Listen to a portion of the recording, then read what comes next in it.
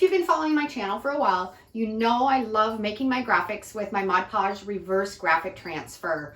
I make all kinds of signs and home decor, and I don't have a Cricut and I don't use stencils. This is all just done with Mod Podge, and it can make a fantastic graphic on your projects. So I have two pieces of wood that I'm going to make some big farmhouse signs on, and I'm going to show you how I do it today. The first one was this piece of wood. I found it in the dump. It's already got a coat of black paint on it. I'm going to make these chippy and really rustic looking. It was probably some sort of sign at some point, but I'm going to upcycle it and make it into a really cool farmhouse sign. And the other one that I'm going to do is this piece of wood. Actually, my son and his girlfriend and I were out hiking in the middle of the woods, and we found this, and so it's been aged. I actually have had it for quite a while, and I put a coat of white chalk paint on it, but I'm going to make it a bit more chippy too and add a great farmhouse graphic on it also, using my Mod Podge reverse graphic transfer. So I hope you enjoy it, and let's get started. I'm going to work on this one first, and I'm going to put some candle wax all around the edges. This will leave a really cool distressed look. Anywhere that there's wax, the paint won't adhere to it, so the black will be exposed through the top coat. So I'm being really aggressive, just kind of putting it wherever. And this is just a pillar candle that I picked up at the dollar store. Works perfect. Now I'm going to put a coat of just some brown. This is just an acrylic paint that I had. I want to create a couple different layers, so I'm just going to paint this on. I know I've mentioned in my other videos, I love these Wooster brushes. This one's been very well loved, but they work fantastic for getting into little corners and stuff. So I'll put a link down in my description. If you've never used this brush, you need to grab one to put in your crafting supply stash.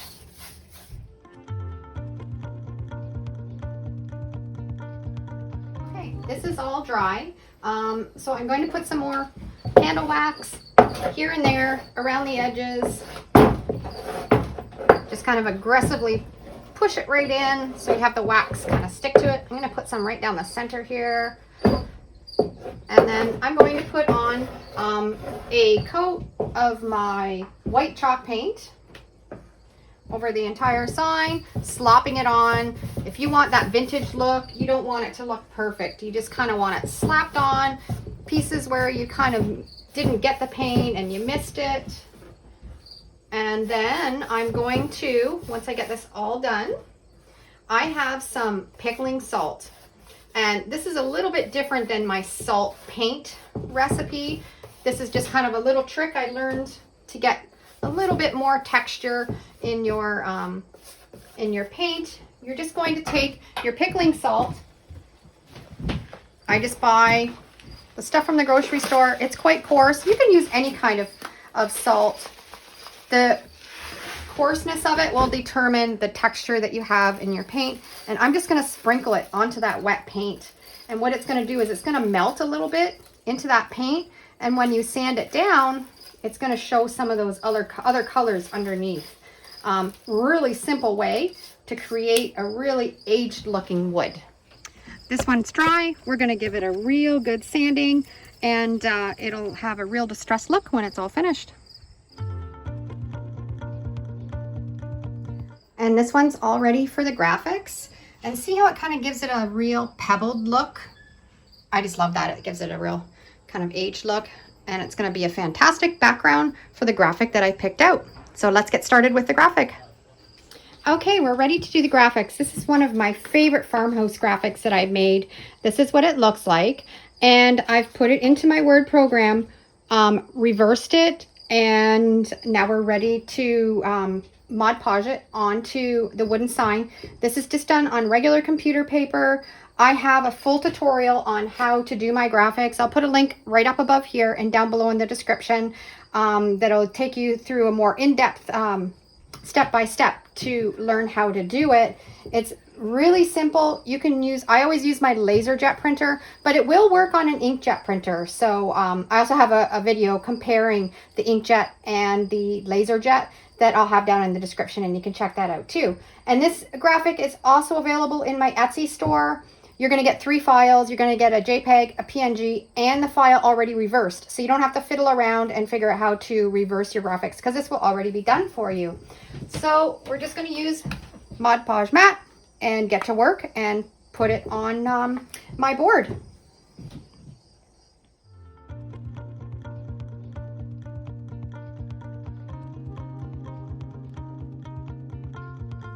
Okay, they're all glued on. I've pressed out any bubbles and wrinkles, and now I'm going to set it aside, let it sit overnight and dry really well, and then we'll be ready to rub the paper off. Now, the one thing that I haven't mentioned about my signs, I always like to do a white top coat before I put my graphics on. If you're using a darker color, your graphics are not going to show that well, and I find with the Mod Podge on a darker color, you'll get the outline of where the Mod Podge is. With the white, it all blends in nice, so that seems to be what I use for my top coat on most of my stuff.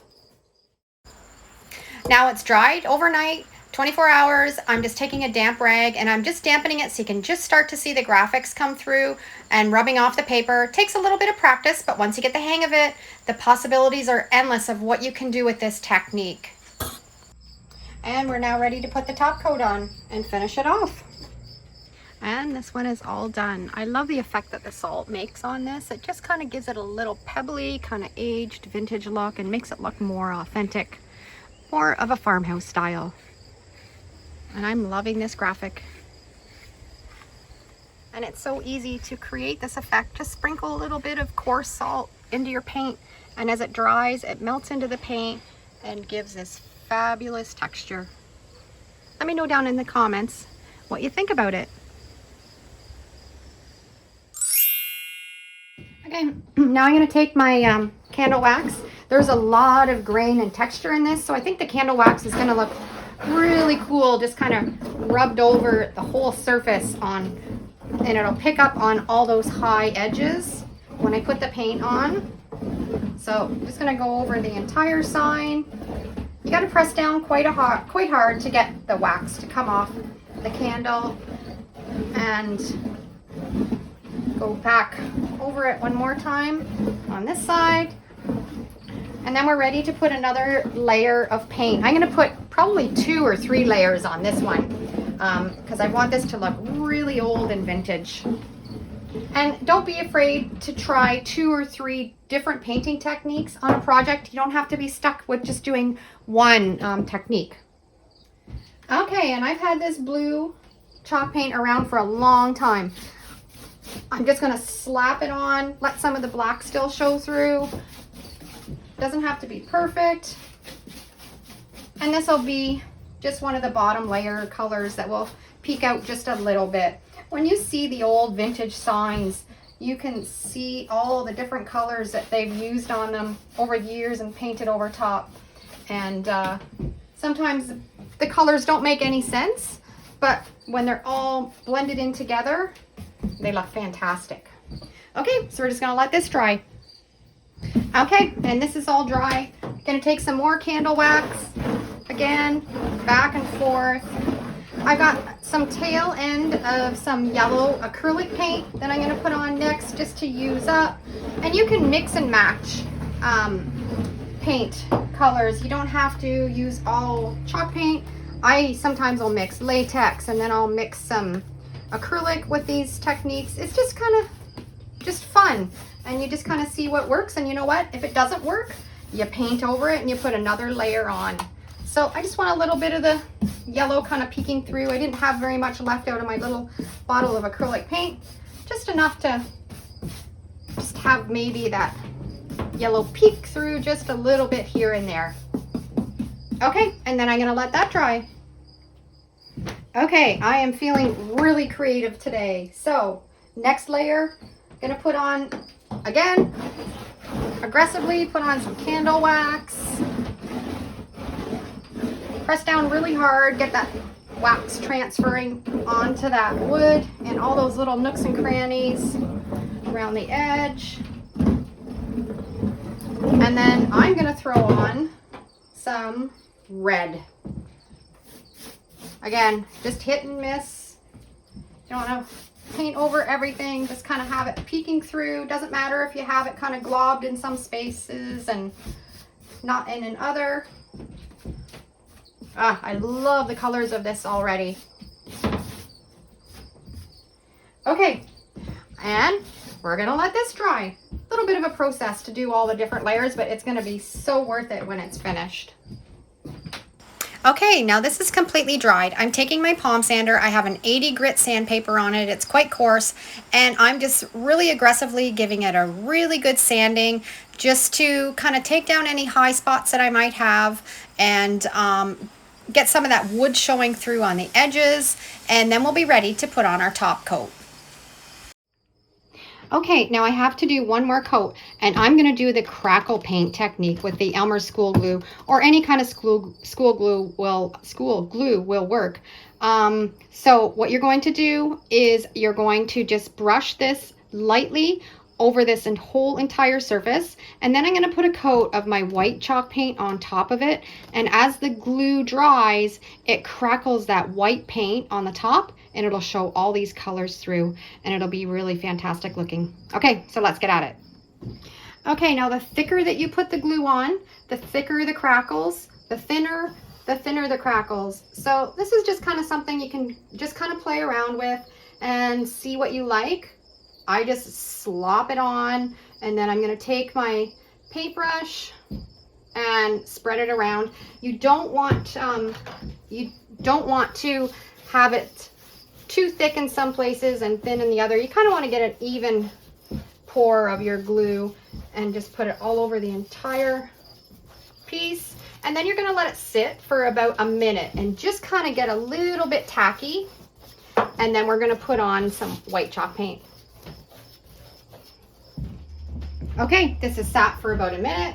I've got some white chalk paint, and I am just going to slop it on. You don't want to go back and forth this way and then this way. You want to keep going in one direction, and then that way your crackle is going to work the best. So I'm just doing long strokes. You don't want to work in too much. Back and forth. I have a full tutorial actually on how to do this with more in-depth steps. I'll put a link down in the description, and you can check that out if you want. Almost there. And I'm missing a few spots too. You don't have to have it covered everywhere because you want that color kind of showing through. Globby, messy, always looks the best. Okay, I think that's all I want on there. Now you just sit and watch the crackles come. This is all completely dry, and you can see the crackling. See that? Because I put such a thin layer on, not a thick layer of the glue, the crackles are quite small, and I love the way that it turned out. See this right here kind of crackled. So what I'm going to do now, I'm going to take it outside, and I'm going to give it a really good sanding. Okay, I've printed my graphics all out. This is the graphic that I'm going to use on this one. I actually was inspired by a sign that I saw on Pinterest, and I designed this graphic. It's also available in my Etsy store. Make sure if you want to buy any of my graphics, you use the code SAVE50 and you'll get 50% off every graphic in my store, and you can pick them up and you can make your own projects right at home. But I love this one, and I think it's going to look fantastic on this great big circle. So I'm going to get started using my Mod Podge mat and get this glued down.